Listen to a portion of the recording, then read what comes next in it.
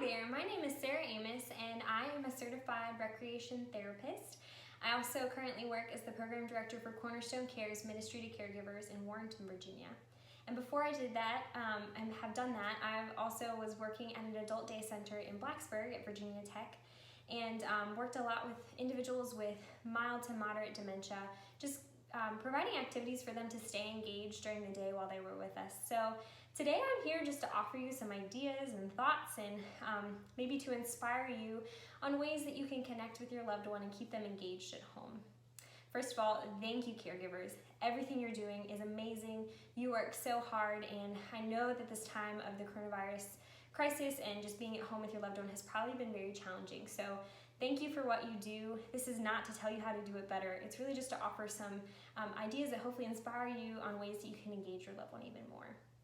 I also just want to talk about how sometimes we think of activities as ways to engage our loved ones so that we can go do something else, and that is totally acceptable. Sometimes we need 5 or 10 minutes just to go load the laundry, to do the dishes, and so giving them something that keeps them engaged and keeps their mind active is really helpful just for a few minutes. But activities can also be a way to reconnect with our loved ones.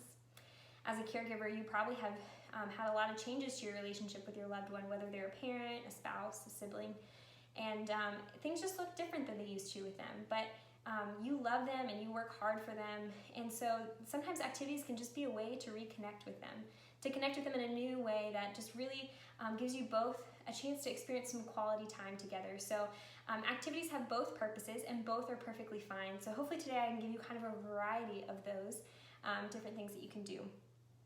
I want to start with adult coloring books and art supplies. So adult coloring books are great. I really love ones that have big prints on them. This one actually is a little bit finer print, but things that have big prints, big spaces for your loved one to color in.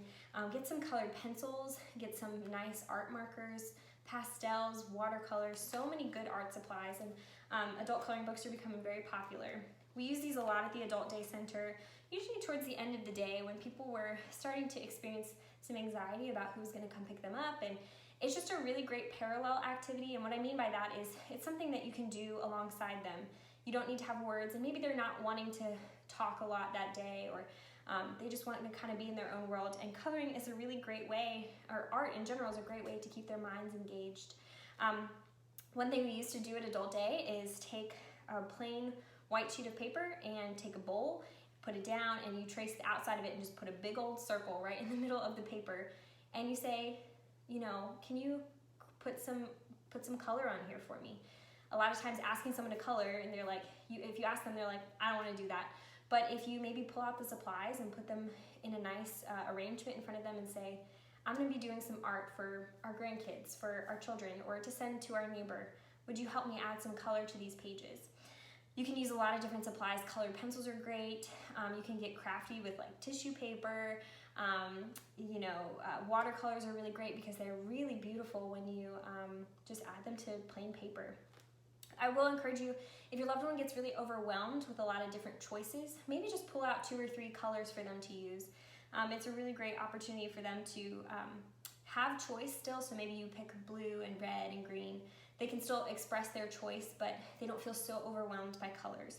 Also picking books, this book has a lot of really small print on it, and it can be kind of hard visually for someone living with dementia, but maybe pick something that has bigger pictures. In all of it, and when you think about art supplies in general, it's really good to pick things that are adult. So we're kind of avoiding crayons as much as we can. Just things that if someone put them in front of you, you would be inspired to create something and not kind of maybe even offended that, why did you put crayons in front of me? I'm not 5. So just really think about the types of materials that you use for art, but there's so many options, so many good crafts on Pinterest, a lot of great stuff there. The next thing you can pull out, and this is kind of a fun one to connect or just to enjoy your afternoon, is some good old CDs. This is the best of Nat King Cole. It's 22 songs, and he's one of my personal favorites. And we know that persons living with dementia really connect and relate to music, that music ignites different parts of their brains that just kind of bring them alive in a new way. So pull out those old CDs, records, discs, whatever you have, put on some music, turn the TV off. TV can be a great way to keep your loved one engaged, but you really want to kind of engage them in a different way. So music is a great way to do that. And if your loved one loves to dance, get dancing with them. Like, get some, movement in your body, because that's a great way for them also to get some exercise. Even if they aren't able to stand on their feet for long periods of time, they can dance from their chair. And dancing just brings delight and joy, and there's such joy in listening to music. So I encourage you to pull out those old CDs today and find some songs that your loved one likes.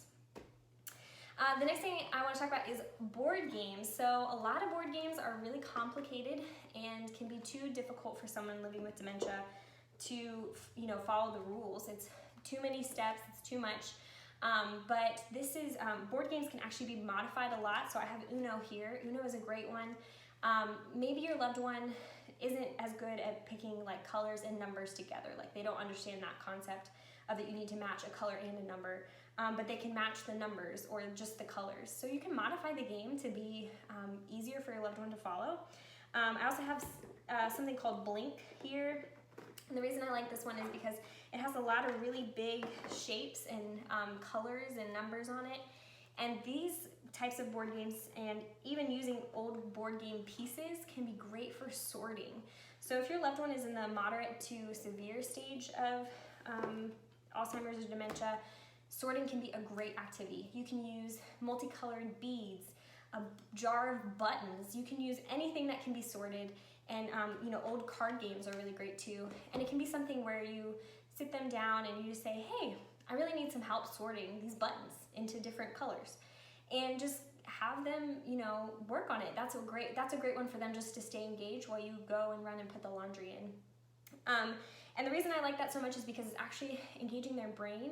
And the best part is if they do it wrong, it's okay. Like if they don't get all the blue in the blue bowl, like that's fine. It's really just about them staying engaged and, being able to keep their mind engaged, but also, have something to do with their hands. They're using their fine motor skills, all sorts of great things. So you can use beads, buttons, card games, board game pieces, really anything around the house. And that's also a great one if you have a loved one who wants to come in and maybe they don't know what to do with mom or dad anymore, or they don't really know how to connect, but they want to do a parallel activity. So they want to sit down with them and just do something.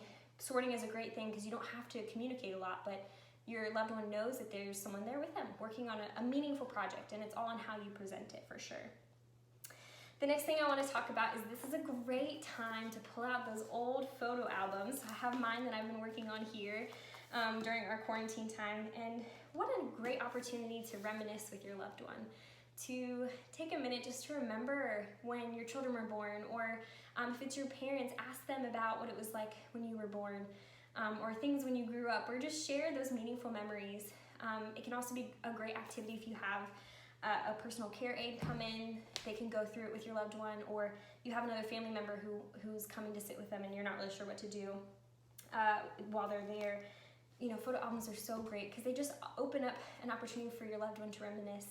We know that just because they struggle with short-term memory, a person's living with dementia can often remember things way back, and they want to talk about those. And maybe they don't have all the facts right, and that's not the important thing. The important thing is you're bringing them joy by talking about things in the past and giving them an opportunity to just express themselves and express their opinions and thoughts on things that have happened. So photo albums are really, really great as well. The last thing I want to talk about is pulling out those old recipes. So your loved one may not be able to cook anymore. It might be a safety issue with knives or with heat, with oven.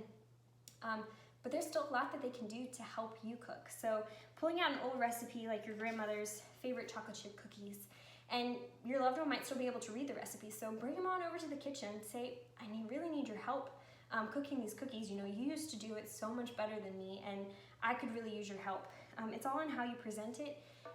Every person wants to feel meaningful, and the things that we do, we want to feel like they have purpose. And so inviting them into an activity like cooking can be such a cool way for them to use their skills that they have to help you create something together. This is a great one to connect with your loved one again, to reconnect with them in a new way. It can be, simply having them read the recipe and help you pull things out of the cabinet. It can be measuring. That's a really great fine and gross motor activity, or fine motor activity. And it can be, mixing. That's more gross motor, using the big arm there. And there's just so much that they can do. They just need some help to kind of facilitate the process. So maybe they add too much salt. It's okay. The cookies don't have to go anywhere. Maybe something happens and it doesn't end up perfect, or they added way too much or way too little of something. It's really about the time together, and I'm sure you have memories of cooking with people that you love in the past, and it can just, creating food together is just a great way to connect, and you get all those good smells and all that good stuff that also opens up our memory.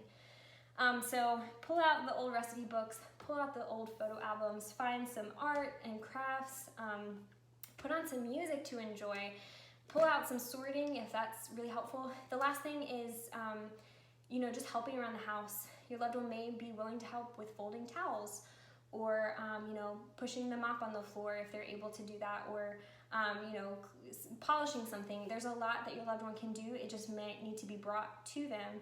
But anytime we can make our loved one feel purposeful, valued, it's just a good day. And my hope for you is today that you learned something new, or maybe you didn't learn anything new, but this has just inspired you to think of creative ways that you can keep your loved one engaged while we're all at home.